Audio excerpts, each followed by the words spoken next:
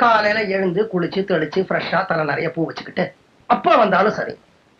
ஆனா அவனுக்கு காப்பி கொடுக்கிற எண்ணத்தோட வரணும். புரிஞ்சிருச்சா?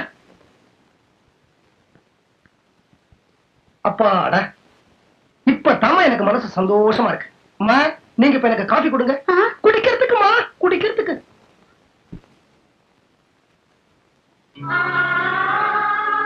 ஆமா, அது நல்லதோ கெட்டதோ, வீட்டுல நடந்தாலும் சரி, நாட்டுல நடந்தாலும் சரி, புரட்சிகரமான காரியங்களுக்கு பிள்ளையார் சொல்லி போடுறது எப்பவுமே ஒரு பொம்பளையாத்தான் இருப்பா.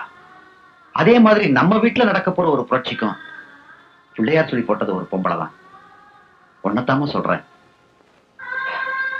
அந்த குழந்தைய தங்கச்சிட்ட சேர்த்தது மூலமா ஒரு ரோஜா செடிக்கு நீதான் முதல்ல தொட்டி வாங்கின.